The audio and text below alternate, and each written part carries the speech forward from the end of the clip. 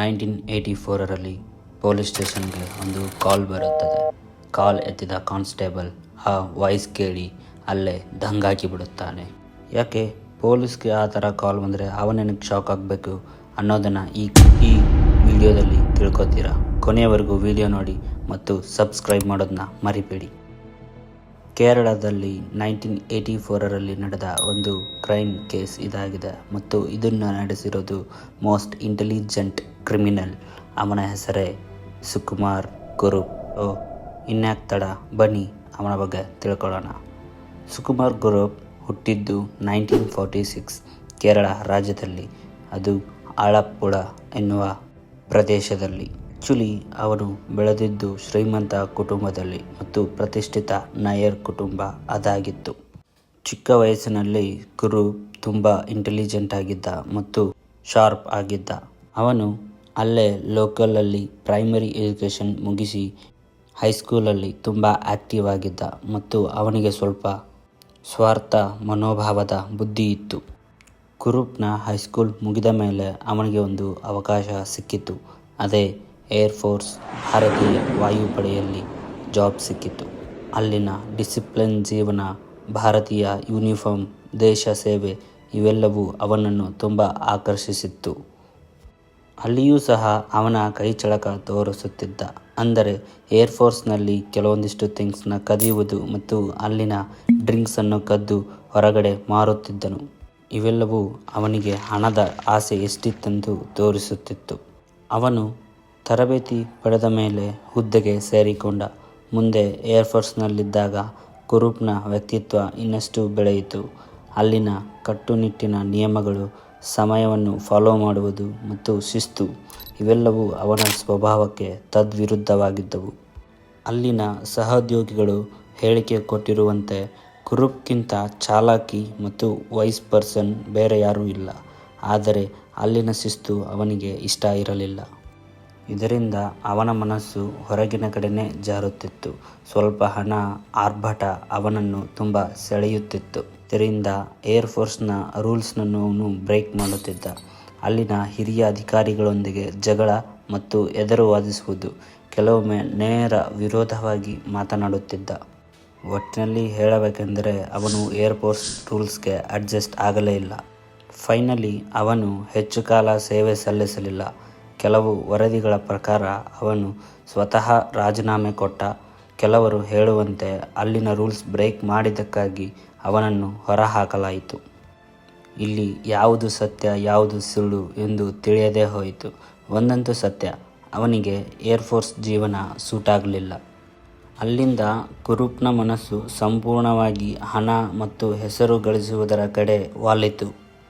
ಗುರೂಪ್ air force ಬಿಟ್ಟ ನಂತರ ಅವನ ಹಿಂದಿನ ಹೆಸರು ಬದಲಾಯಿಸಿಕೊಂಡು ಸುಕುಮಾರ್ ಪಿಳ್ಳೆ ಎಂಬ ಹೆಸರಿನಲ್ಲಿ ಪಾಸ್ಪೋರ್ಟ್ ಪಡೆದುಕೊಂಡನು.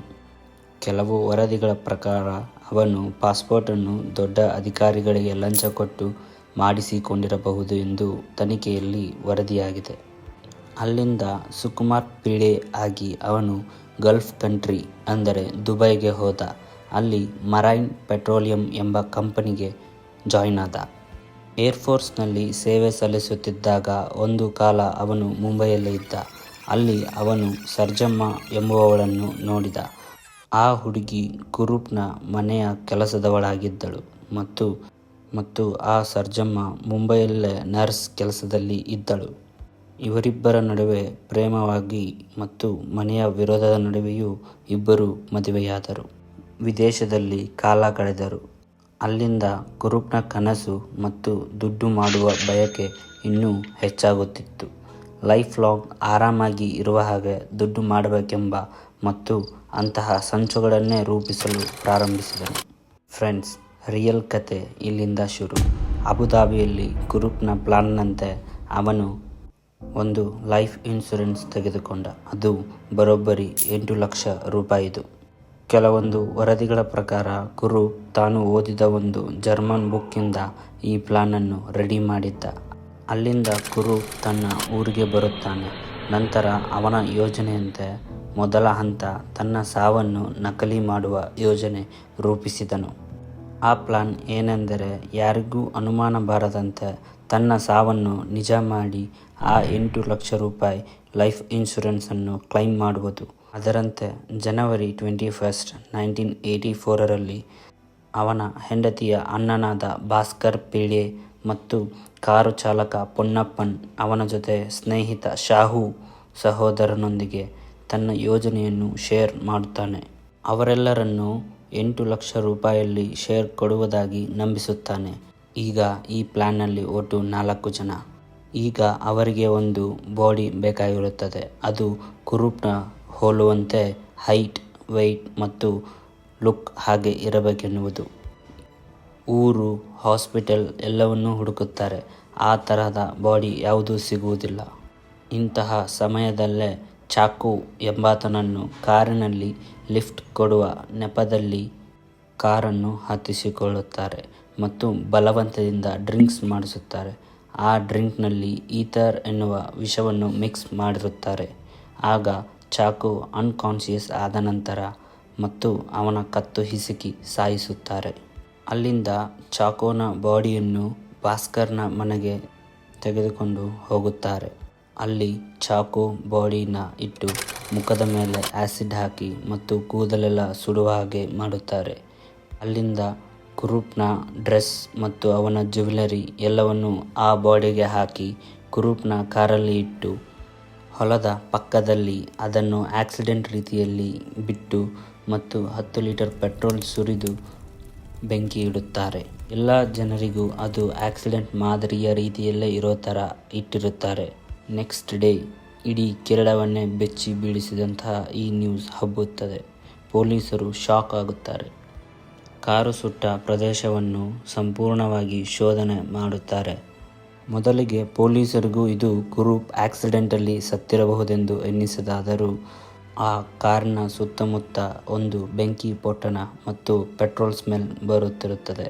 ಇದರಿಂದ ಪೊಲೀಸರು ಆ ಕೇಸನ್ನು ಆಳವಾಗಿ ಇನ್ವೆಸ್ಟಿಗೇಷನ್ ಮಾಡಲು ನಿರ್ಧರಿಸುತ್ತಾರೆ. ಈ ಆಧಾರದ ಮೇಲೆಯೇ ಕುರೂಪ್ನ ಭಾವ ಭಾಸ್ಕರ್ನನ್ನು ಅರೆಸ್ಟ್ ಮಾಡುತ್ತಾರೆ ಮತ್ತು ವಿಚಾರಣೆಯಲ್ಲಿ ಭಾಸ್ಕರ್ ಪೊನ್ನಪ್ಪನ್ ಶಾಹುನನ್ನು ಹಿಡಿದುಕೊಡುತ್ತಾನೆ. ಇದೆಲ್ಲ ಬೆಳವಣಿಗೆ ಮೊದಲೇ ಆಗಬಹುದೆಂದು ಊಹಿಸಿ ಕುರೂಪ್ ಅಲ್ಲಿಂದ ಕಾಲ್ಕಿತ್ತಿರುತ್ತಾನೆ ಮತ್ತು ಆ 3 ಜನ ನಡೆದ ಎಲ್ಲ ಘಟನೆ ಮತ್ತು ಪ್ಲಾನನ್ನು ಪೊಲೀಸರಿಗೆ ಹೇಳುತ್ತಾರೆ. ಇಲ್ಲಿಂದ ಪೊಲೀಸರಿಗೆ ಆಲ್ರೆಡಿ ಗೊತ್ತಾಗಿರುತ್ತೆ ಕುರೂಪ್ ಸತ್ತಿಲ್ಲ. ಅವನ ಶೋಧನೆಗಾಗಿ ಇಡೀ ಕೇರಳವನ್ನೇ ಹುಡುಕುತ್ತಾರೆ. ಆದರೆ ಕುರೂಪ್ ಆಲ್ರೆಡಿ ಕೇರಳ ಬಿಟ್ಟು ಭಾರತದ ವಿವಿಧ ಕಡೆಯಲ್ಲಿ ತಪ್ಪಿಸಿಕೊಂಡು ಓಡಾಡುತ್ತಿರುತ್ತಾನೆ. ಭೂಪಾಲ್, ಭೂಮಾ, ಅಂಡಮಾನ್, ರಾಜಸ್ಥಾನ ಹಾಗೆ ಬೇರೆ ಬೇರೆ ಸ್ಥಳದಲ್ಲಿ ಬೇರೆ ಬೇರೆ ವೇಷದಲ್ಲಿ ಓಡಾಡಿಕೊಂಡು ಇರುತ್ತಾನೆ. ಆಗಿನ ಕಾಲದಲ್ಲೇ ಈ ಕೇಸ್ ಇಡೀ ಭಾರತವನ್ನೇ ಹಬ್ಬಿಬಿಡುತ್ತದೆ. ಪೊಲೀಸ್ ತನಿಖೆ ಸತತ 8 ವರ್ಷ ಕುರೂಪ್ನ ಮನೆ ಪಕ್ಕದಲ್ಲಿ ಇದ್ದರೂ ಸಹ ಅವನ ಬಗ್ಗೆ ಒಂದು ಇಂಚು ಸುಳಿವು ಸಿಗುವುದಿಲ್ಲ. ಅವನ ವೈಫ್ ಮತ್ತು ಮಗನನ್ನು ಬಂಧಿಸುತ್ತಾರೆ. ಕುರೂಪ್ಗೆ ಕೇಂದ್ರ ಮತ್ತು ರಾಜ್ಯದ ಕೆಲ ರಾಜಕಾರಣಿಗಳ ಶಕ್ತಿ, ಸಹಕಾರ ದೊರಕಿರುವ ಚಾನ್ಸ್ ಇತ್ತೆಂದು ತನಿಖೆಯಲ್ಲಿ ಹೇಳಲಾಗಿದೆ. ಹಾಗೂ ಬಂಧುಗಳಿಂದ ಹಣದ ಸಹಾಯ ಪಡೆದನೆಂದು ಪರಾರಿಯಾಗಿರಬಹುದೆಂದು ವರದಿಗಳಾಗಿವೆ. 1980ನಲ್ಲಿ ಮುಂಬೈ ಮೂಲದಿಂದ ಹಡಗಿನ ಮೂಲಕ ಬೇರೆ ದೇಶಕ್ಕೆ ವಲಸೆ ಹೋಗಿರಬಹುದೆಂದು ಊಹಿಸಲಾಗಿದೆ. ಪೊಲೀಸ್ ತನಿಖಾ ತಂಡವು ಕುರೂಪ್ನ ನೆಲೆಗಳನ್ನು ಪತ್ತೆ ಹಚ್ಚಲು ಪ್ರಯತ್ನಿಸಿದರು ಮತ್ತು ಅವನನ್ನು ನಿರಂತರವಾಗಿ ಹುಡುಕಲು ಆರಂಭಿಸಿರುತ್ತಾರೆ. 1984ರ ನಂತರ ಅವನ ಯಾವುದೇ ನಿಖರ ಮಾಹಿತಿ ಸಿಗುವುದಿಲ್ಲ ಮತ್ತು 1919ರಲ್ಲಿ ಅವನು ಭೂಪಾಲ್ನ ಹಾಸ್ಪಿಟಲ್ನಲ್ಲಿ ಜೋಶಿ ಎಂಬ ಹೆಸರಿನಲ್ಲಿ ಟ್ರೀಟ್ಮೆಂಟ್ ಪಡೆದಿದ್ದಾನೆಂದು ಮಾಹಿತಿ ಇದೆ.